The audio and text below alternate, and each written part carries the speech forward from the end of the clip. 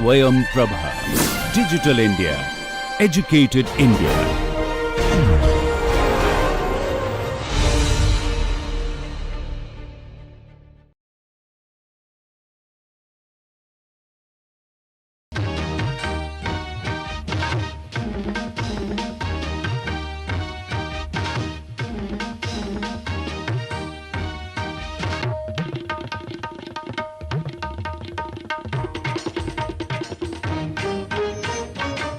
Hello everyone, welcome to lecture 14. So, we will begin in this lecture by showing the similarities in the properties of stress and strain tensor. Okay. So, let us have a recap of what were the formulas for the normal and shear component of tractions, and similarly for the longitudinal and shear strains. Okay. So, I will divide the page into two halves, one for the stress and another for the strain.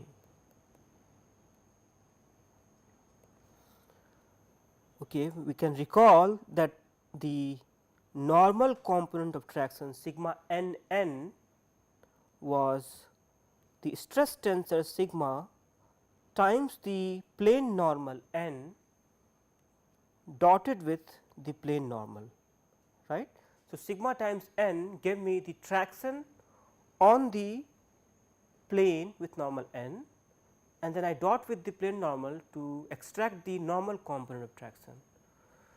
Likewise, the shear, if you can recall, shear component of traction tau m n was sigma times n, which is again the traction, and then dot with a direction in the plane.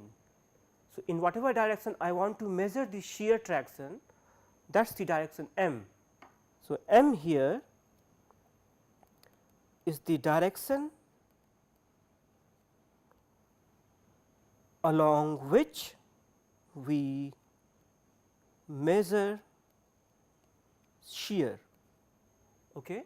So, that was on the stress side. On the strain side, if you can recall, the longitudinal strain epsilon n n. So, longitudinal strain of a line element which was directed along the direction n. So, that is epsilon n n, longitudinal strain. That was the strain tensor epsilon. Remember epsilon, half of grad u plus grad u transpose. So, epsilon times n dot with n, right. You see what is the similarity here. On the left hand side, the n denotes the plane normal. So, n here is the plane normal, whereas on the right hand side n denotes the direction of line element. But barring this aside, the formula looks similar. On one side we have the normal component of traction, on the other side we have the normal strain or the longitudinal strain. Likewise, for the shear strain we had gamma m n. So, that was 2 times the epsilon tensor times n dot with m. So, here n and m, they are the two perpendicular line elements, right. So, that is how we get the shear strain. Now, again look at the similarity for the shear strain and for the shear stress. The formula is quite similar except for the factor of 2, right. Also, the epsilon tensor, which is half of grad u plus grad u transpose. So, by its definition it is symmetric, right. So, it is symmetric, and we also know that the stress tensor is also symmetric, and given that the formulas are also the same, this means that whatever properties we derived while studying stress, all those properties can also apply for the strain. So, can you recall what were the properties? For example, we talked about principal stress components. So, principal stress components.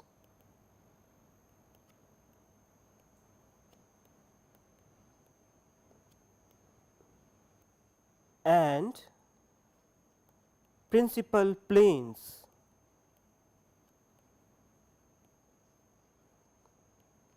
Right. So, likewise here also we can talk of principal strain components.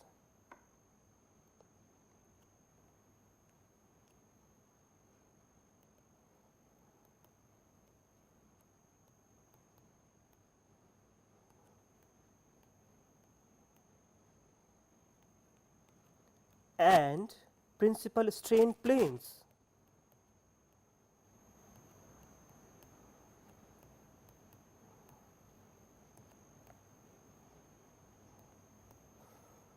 So, how did you find principal stress components? What was that, by the way? So, at a point there are so many planes and we find out normal component of traction on each of the planes and look for where is that getting maximized. So, the planes where it is getting maximized or minimized, they are the principal stress planes, and the value of the normal component of traction, they were the principal stress components. So, likewise even in case of strains, when we say principal strain components, that means at a point we have so many line elements directed along different ends. So, among all those ends, which line element undergoes maximum or minimum longitudinal strain. So, the N tells me the principal strain direction. So, let me correct it here. So, here we won't talk of principal strain planes, but it becomes principal strain directions, whereas the value of the longitudinal strain in those directions, they are the principal strain components, right. And how to find them? Just in case of stress, we found out the eigenvalues and eigenvectors of stress. Likewise, here also in case of strain, we will find out the eigenvalues and eigenvectors of the strain tensor. Okay. So, the information of this is contained in eigenvalues and eigenvectors. Okay. Similarly, you can recall that in the coordinate system of principal stress directions, the stress tensor became diagonal, right. You remember when we drew the cuboid with the edges along the principal stress planes normal, then the face of those cuboids only had the normal component of traction, right. There was no shear on the faces of the cuboid. It was only subjected to normal component of traction. Likewise, when you draw the strain matrix in the coordinate system of principal strain direction, then the strain matrix will become diagonal and it will have no off diagonal component. That means, there is no shear associated with those directions. So, if you take two line elements which are directed along the principal strain directions, then there will be no angle change between those two line elements. Very interesting, is not it? Those line elements only undergo normal strain, there is no angle change between them. So, if you take a cuboid whose sides are along the principal strain direction or along the eigenvectors of the strain tensor. So, if I draw the cuboid,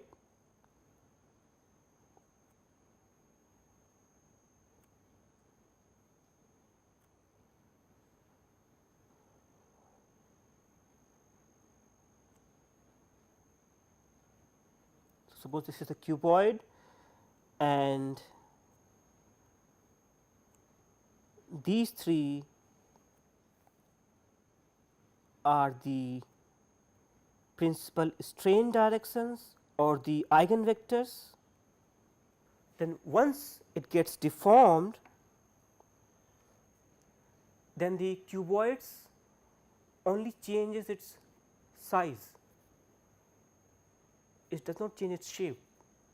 The angle between the line elements still remains 90 degree. Okay. So, you can see that the lines, the edges have not rotated, or the angle between the edges is still 90 degree. So, this angle is 90 degree, this is 90 degree, likewise this is also 90 degree. So, here also this is 90 degree, this is 90 degree, this is also 90 degree. So, very interesting, is not it? Then what were the other properties? So, you can also think of maximizing the shear component of a strain or maximizing the shear strain between two line elements. So, for what two line elements there will be maximum shear and what will be the value of the shear.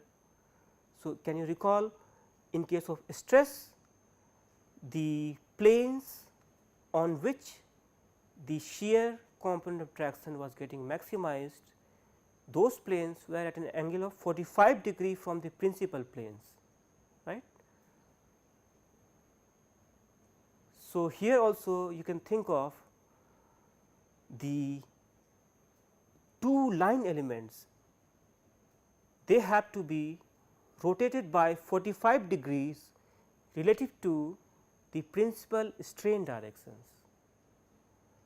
So, if you take two line elements which are rotated by 45 degree relative to the principal strain directions, then those two line elements will undergo maximum shear, they will undergo maximum change in angle. See, the two line elements E1 hat and E2 hat here. So, if E1 hat and E2 hat are the eigenvectors or they are the principal strain directions. So, two line elements in these two directions, there is no shear. So, angle remains preserved, but we think of two other line elements which are rotated at 45 degree relative to them. So, if you think of these line elements, let us say it is E1 tilde and E2 tilde, it is at 45 degrees relative to the principal strain direction, then the angle between them, so this angle undergoes maximum change in angle. Okay. So, basically you can see that all the properties are holding as it was for the stress. You can also think of drawing the Mohr circle for strains. What was Mohr circle doing? In case of stress, it was giving me the value of sigma and tau on planes inclined at theta from E1 and E2, right. From, let us say, from E1 plane you rotate by theta, then on that plane what was the value of sigma and tau, you could get it from the Mohr circle. Likewise, in case of the strain, think of E1 direction and E2 direction, and I know what is the value of longitudinal strain along the line element E1, and I also know the value of shear strain between E1 and E2, and then I want to know the longitudinal shear strains corresponding to the two line elements rotated by angle theta, then the formula is similar. The Mohr circle steps would be the same, right. So, if we talk of Mohr circle, so we used to think of the stress plane with sigma and tau, whereas here in case of a strain, we think of strain plane with normal strain epsilon and shear strain, but gamma by 2. Can you see why by 2? Because the formula for the shear strain gamma is 2 times the epsilon strain tensor into n dot m. So, there is this factor of 2 which was missing on the stress side. So, if you simply do gamma by 2, then formula for the strain looks the same as for the stress. When you draw a Mohr circle, what you have to draw is gamma by 2, and suppose you are given the strain matrix epsilon x x, epsilon y y, epsilon x y, epsilon x y, because it is symmetric, and you have epsilon z z also, but the remainings have to be 0. Remember, for the stress matrix, the third direction has to be the principal stress direction. So, likewise in case of a strain also, the third direction has to be principal strain direction, and on the principal strain direction, if you think of shear, there is no shear, therefore, the components here are 0, epsilon x z and epsilon y z, they are 0, right. Now, with this strain matrix, what you have to do is you first find out the center of the circle, right. So, for that you first draw the point corresponding to epsilon x x and gamma x y by 2, which is simply epsilon x y, right. So, there is a point epsilon x x,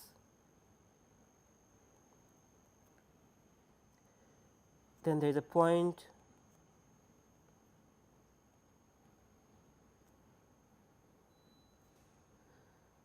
epsilon x y. So, this is epsilon x x comma gamma x y by 2, right. So, that is the point corresponding to the first column here, and then you have to find out the center of the circle. So, it is epsilon x x plus epsilon y y by 2. So, there will be epsilon y y somewhere, and the center,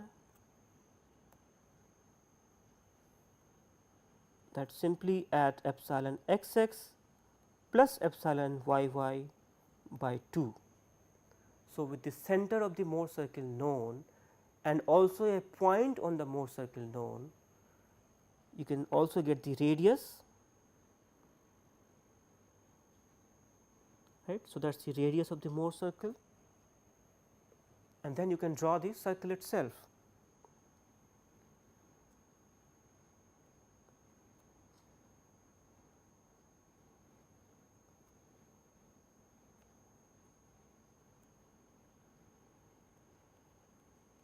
Okay. And then can you extract what are the value of principal strain components? So, these two points, they are the principal strain components, right. So, if I have to write it, the principal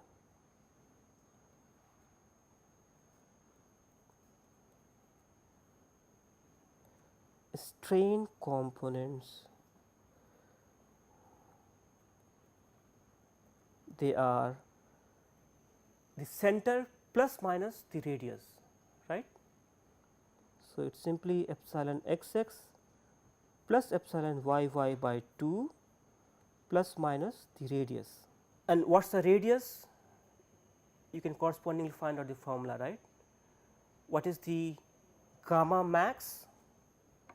So, gamma max, that is the radius itself, but then you have to also multiply by 2, because radius is gamma by 2.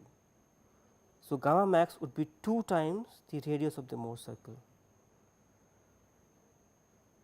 And then to find out the normal strain along the direction which is at an angle theta from the E1 direction, let us say it is clockwise, then here you have to go anti-clockwise.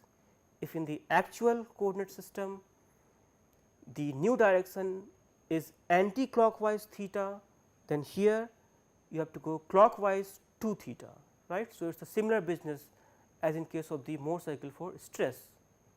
Okay. So, you can simply revise the concepts when we did Mohr cycle for stress and apply them for the strain. The only thing that you have to remember is that while talking about the shear strain, you have to plot here by dividing by half, and when you extract the shear strain from here, whatever the point you get here, you multiply it by 2 to get the value of shear strain, right. Okay, there are again 2 more concepts similar to what we did for the stress, that is strain invariance and decomposition of strain tensor. So, strain invariance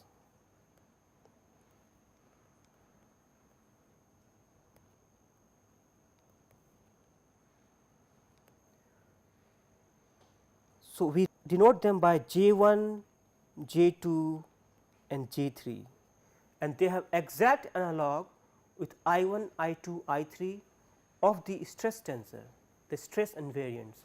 So, it has exact analog with I1, I2 and I3. I1, what was I1 for example? It was the trace of stress tensor. So, what is J1? It is the trace of strain tensor. Okay. So, this is trace of tensor. What was I3? That was the determinant of the stress tensor. So, likewise J3, that is the determinant of the strain tensor. Okay.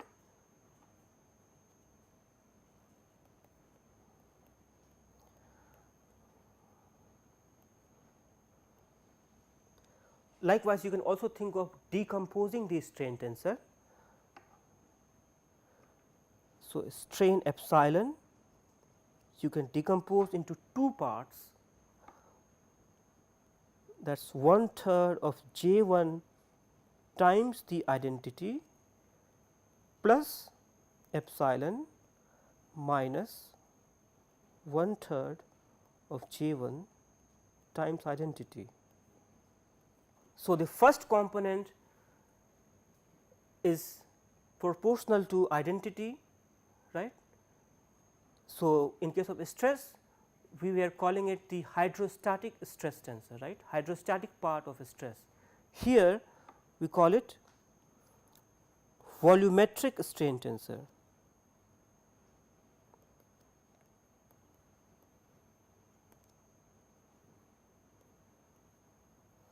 Because this part of the strain is only responsible for change in volume, it is not responsible for change in shape, whereas the second part is called the strain deviator, and this part is responsible for distorting the body. Okay, just like a stress deviator, this is a strain deviator. Okay.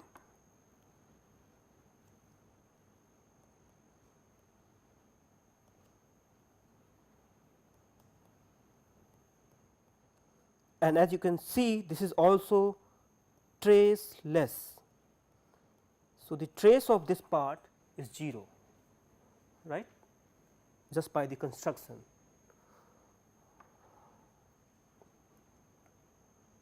All right. So, there is another very interesting meaning for shear strain. So, as of now we said that shear strain means change in angle between 2 line elements, right. So, there is another physical meaning to shear strain, let us explore it.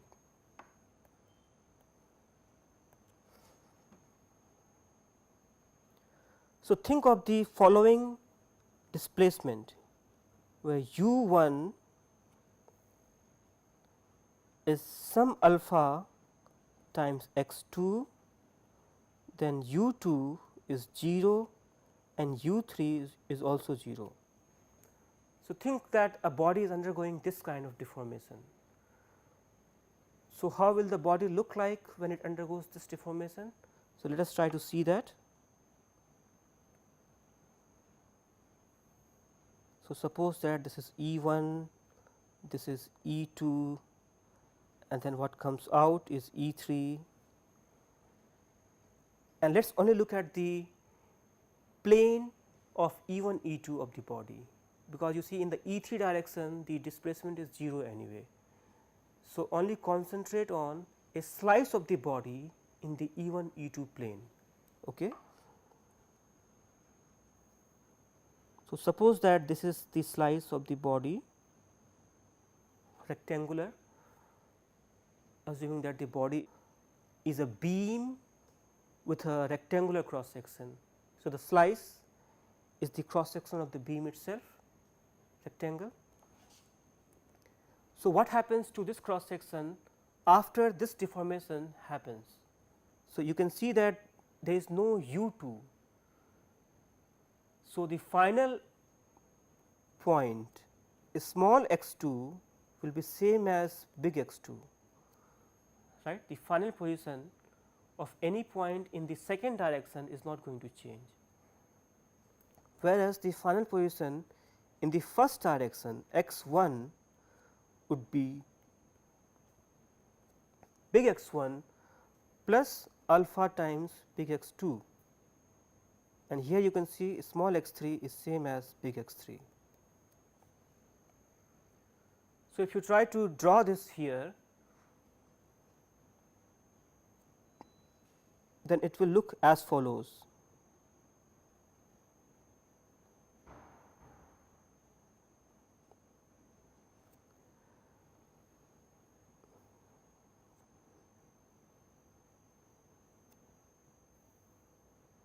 The red one is the deformed cross section, whereas the black one is the undeformed cross section. So, we can say this is deformed cross section,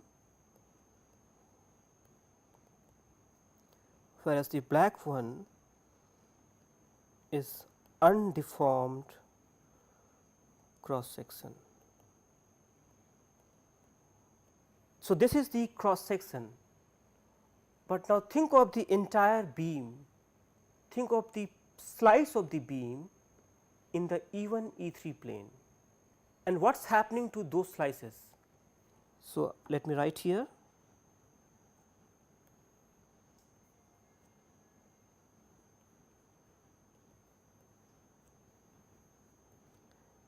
Think of slice of beam in E1, E3 plane. So, there are many slices of those beams, is not it? There are so many planes of those beams. There is a plane whose E2 direction the coordinate is 0. So, that slice of the beam is exactly coinciding with the E1, E3 plane here. There is another slice with some non-zero E2 component. So, that slice that would be here, right, which after deformation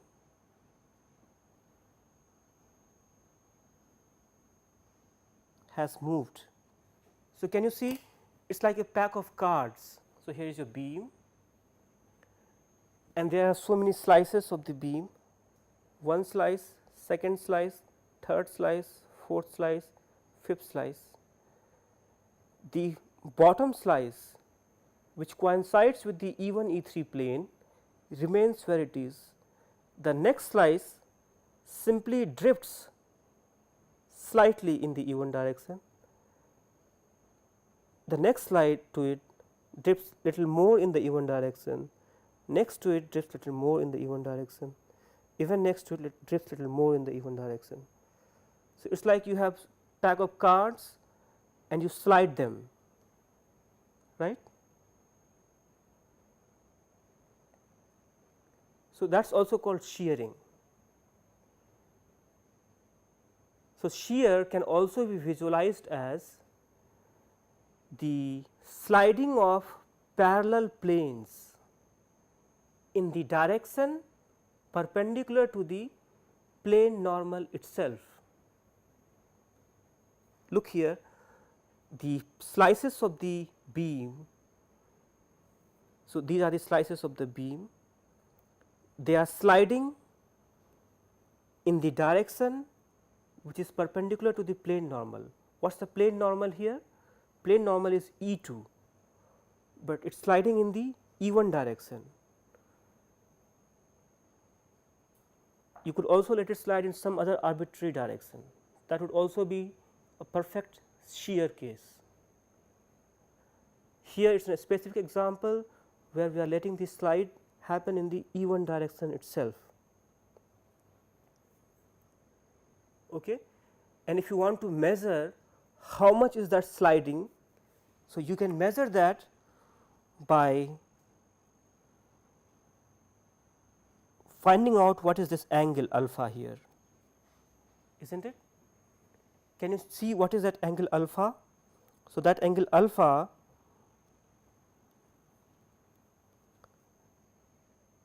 that is going to be this length divided by this length, isn't it? The horizontal green line and the vertical green line. Suppose the vertical green line is x 2, then what is the horizontal green line? It is simply alpha times x 2. Look at the deformation map, u 1 equal to alpha x 2.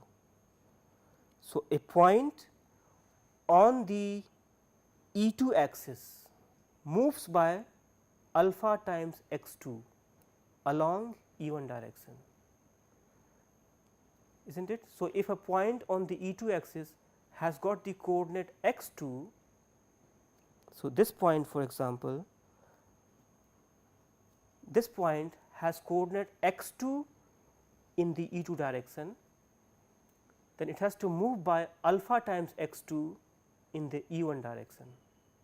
Therefore, this would be alpha times x 2 as per the deformation that is prescribed. So, what will be this blue angle alpha? Maybe we should call it beta, isn't it? So, what will be this angle beta? So, beta is tan inverse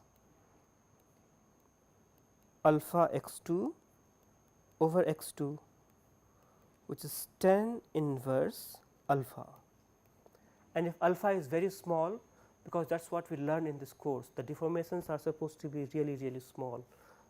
So, in that case beta becomes equal to alpha, and also notice you could write that alpha as del u 1 over del x 2 in this case, isn't it? What is del u 2 over del x 1 for this particular example? That is simply 0, right. So, from our earlier definition, what is gamma? Gamma 1 2 for this case is del u 1 by del x 2 plus del u 2 by del x 1, and that when you plug in the formula for displacement, it simply turns out to be alpha, right, which is also the angle beta. So, can you see this angle beta, which is measuring the intensity of sliding of parallel planes? That is exactly the shear strain, right. And you can also see here, think of two perpendicular line elements, one along E1 and one along E2, and see what is happening to them after deformation.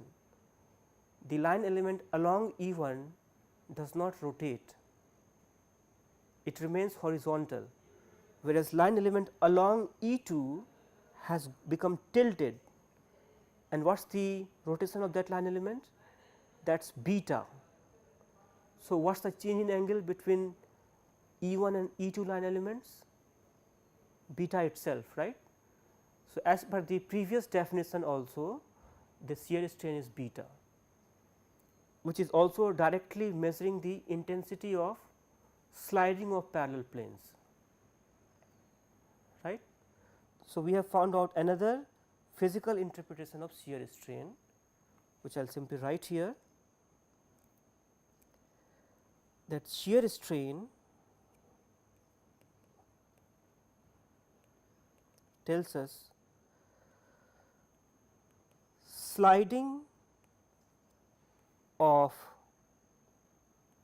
sets of parallel planes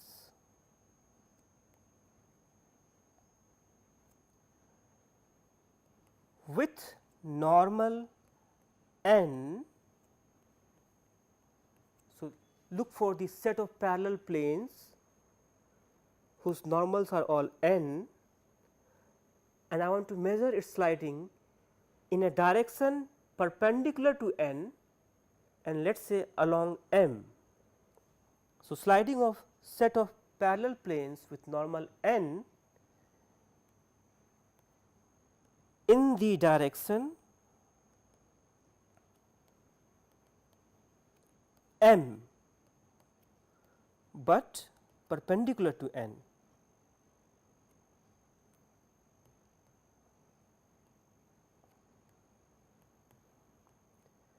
So, to do that, this is simply 2 times epsilon into n dot with m. So, whichever direction you want to measure this sliding, you dot it with that m,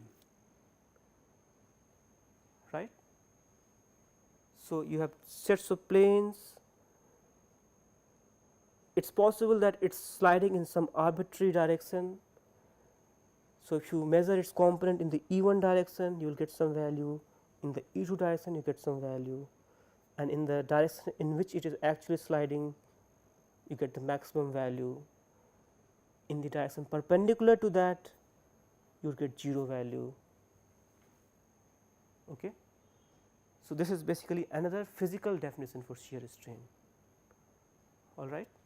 So, next we will discuss about what is called strain compatibility condition. Strain compatibility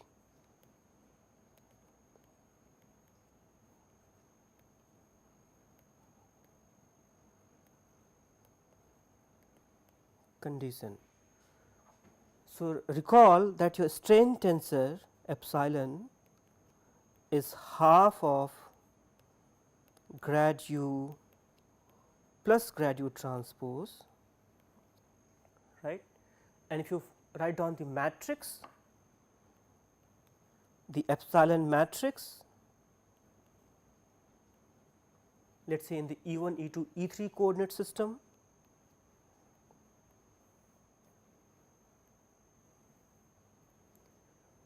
then that is simply del u1 by del x1, del u2 by del x2, del u3 by del x3, and then it has the off diagonal components, for example half of del u1 by del x2 plus del u2 by del x1, likewise you have components here.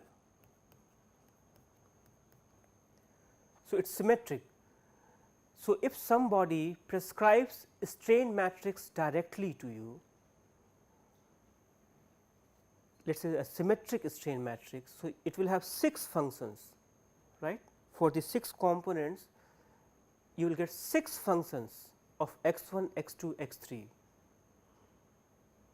because you see u1, u2, u3 they are functions of x1, x2, x3. So, when you take the derivative it will still be functions of x1, x2, x3.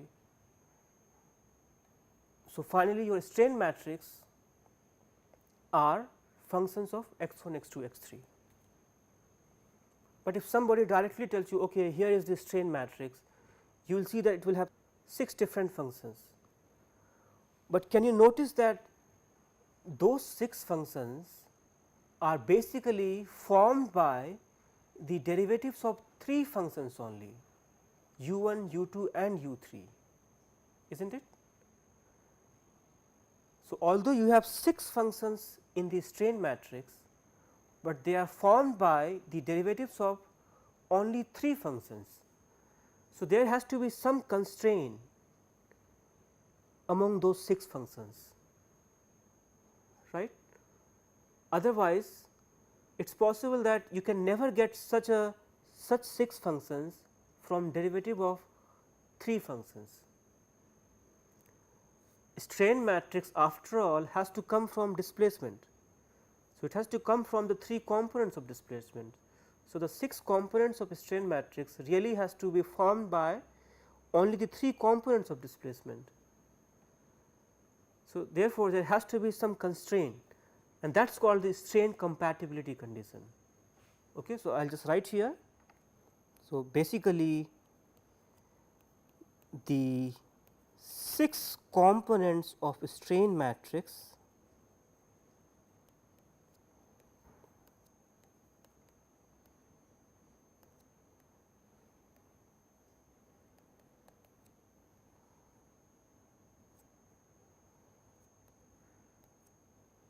have to be related because they are after all formed by only 3 displacement components.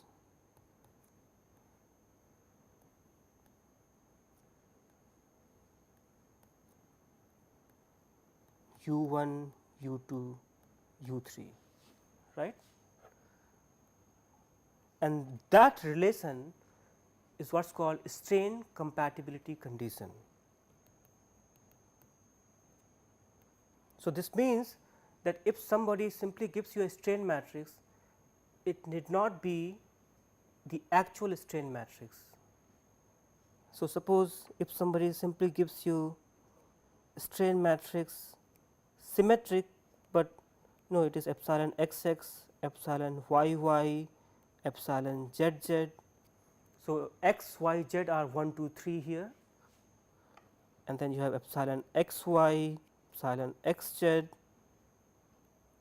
epsilon y z, epsilon x y, epsilon x z, epsilon y z. So, the 6 functions here epsilon x x, y y, z z, x y, y z, z x, those 6 functions cannot be prescribed independently. If you prescribe them independently, it is possible that when you extract displacement from it, because you will say that epsilon x x is del u x by del x, epsilon x y is half of del u x by del y plus del u y by del x. So, using those functions you will do integration to find out displacement, right.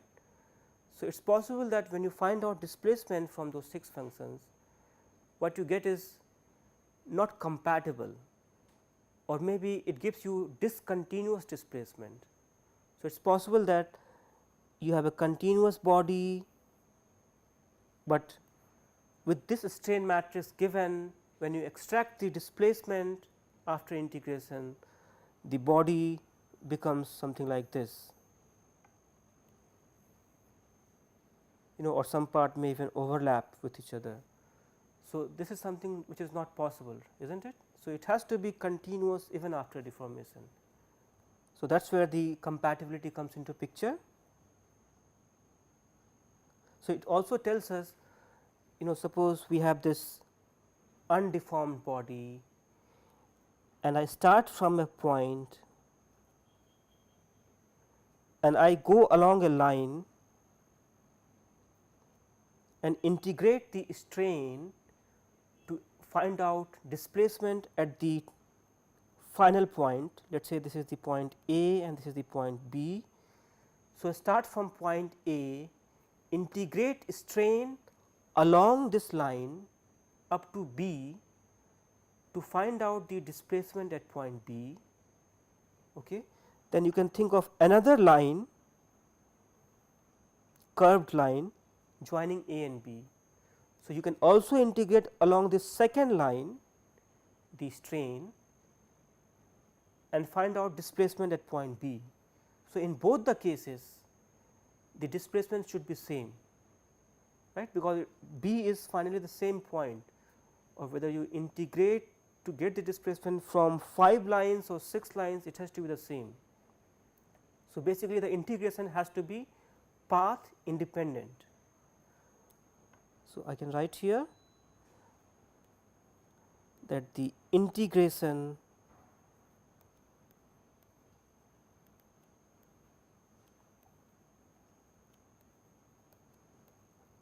has to be path independent.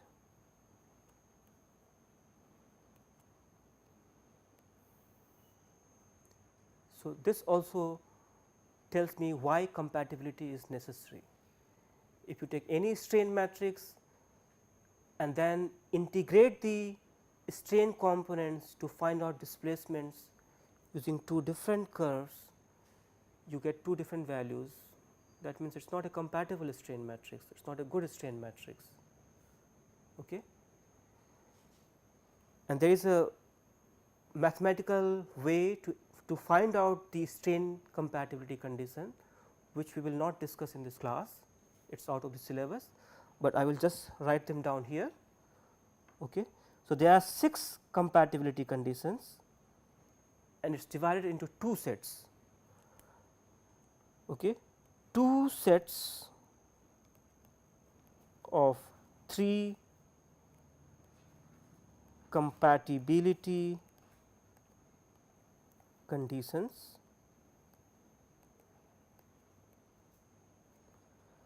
So, that means 2 into 3, which is equal to 6. So, the first set says that del 2 epsilon x x over del y 2 plus del 2 epsilon y y over del x 2, that is equal to del 2 gamma x y over del x del y. You can also verify this if you plug in the formula for the strain. So, the left hand side epsilon x x, we know that it is del u x by del x. So, left hand side is del 3 u x over del y 2 del x, right, plus del 3 u y over del x 2 del y, and then we could also write this as del by del x del y of del u x by del y plus del u y by del x, is not it, because the mixed derivatives are equal. So, del y 2 del x is same as del x del y, right. But then you see that the thing inside the bracket is actually gamma x y. So, this becomes del 2 gamma x y over del x del y. So, I forgot this 2 here, right, and this is actually the right hand side. So, this is one of the equations, and the remaining 2 equations in this set, you can simply permutate the subscripts here. So, for example, it would be del 2 epsilon y y over del z 2 plus del 2 epsilon z z over del y 2, and that is equal to del 2 gamma y z over del y del z. Okay. Likewise, the third one you can think of del 2 epsilon x x over del z 2 plus del 2 epsilon z z over del x 2, and that is equal to del 2 gamma x z over del x del z. So, this is the first set of 3 equations, and then you have another set of 3 equations, and they are del by del z of del gamma y z over del x plus del gamma z x over del y minus del gamma x y over del z equal to 2 times del 2 epsilon z z over del x del y. Okay. Then the remaining 2, again you can get it by permuting the subscripts. So, del by del x of del gamma x y over del z plus del gamma x z over del y minus del gamma y z over del x, and that is equal to 2 times del 2 epsilon x x over del y del z. Okay. And then the final one is del by del y of del gamma x y over del z plus del gamma y z over del x minus del gamma x z over del y, and that is equal to 2 times del 2 epsilon y y over del x del z. Okay, so, you have basically 6 compatibility conditions, but often when you are asked in question, the conditions will be given to you. So, you do not really have to remember, okay. But there is a very specific situation when 5 of these conditions are automatically satisfied. You know, there could be an example when epsilon x x is only a function of x and y, epsilon y y is only a function of x and y, and epsilon z z, suppose it is 0, then gamma x y is only a function of x and y, and gamma x z equal to gamma y z is equal to 0. Okay, so, basically only epsilon x x, y y and gamma x y are non-zero, and they are functions of only x and y. So, if that is the situation, then 5 of the equations are automatically satisfied. Can you see this? Let us look at the first equation that we have here. So, del gamma y z by del x, gamma y z is 0. So, first is gone. Del gamma z x by del y, gamma z x is also 0.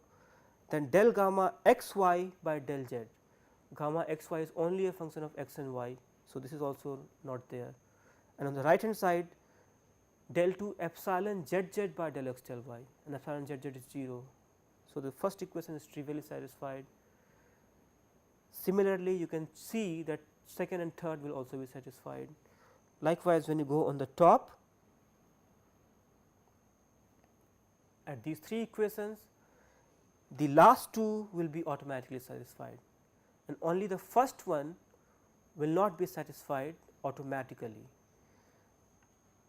So, for such a situation, only one compatibility condition has to be checked, which is that del 2 epsilon x x over del y 2 plus del 2 epsilon y y over del x 2, and that is equal to del 2 gamma x y over del x del y.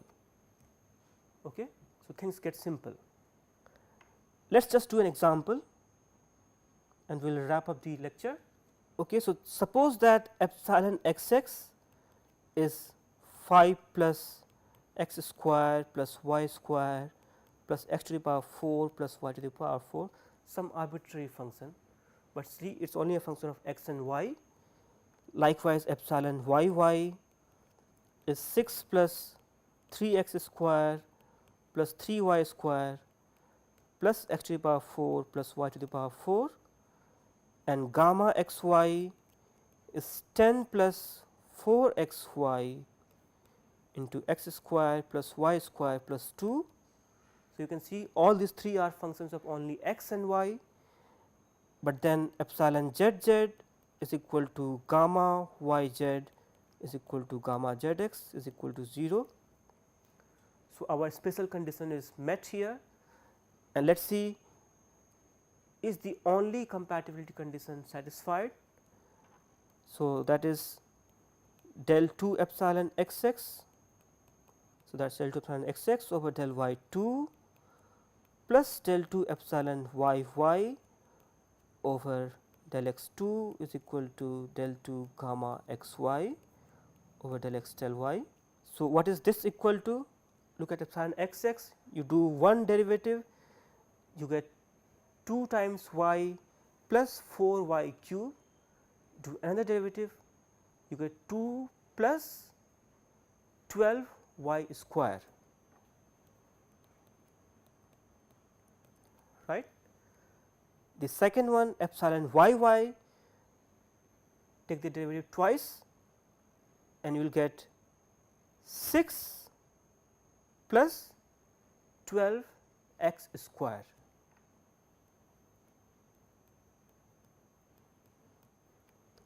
On the right hand side, you first do derivative of gamma x y with respect to x and then do with respect to y.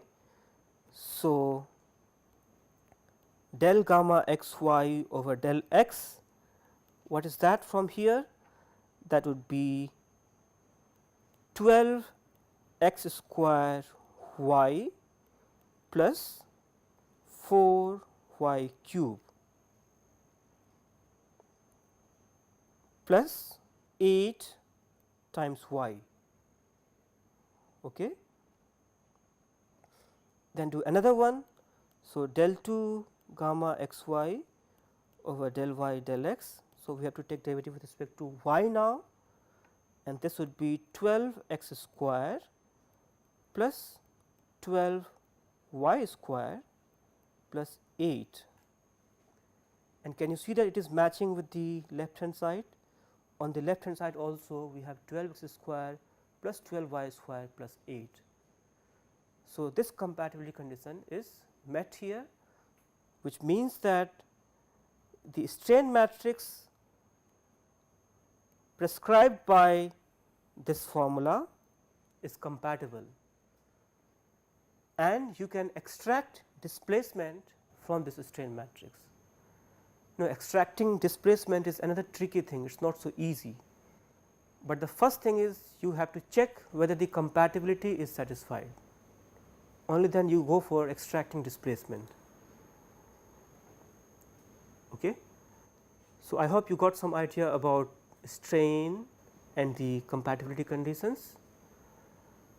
So, thank you and see you in the next lecture.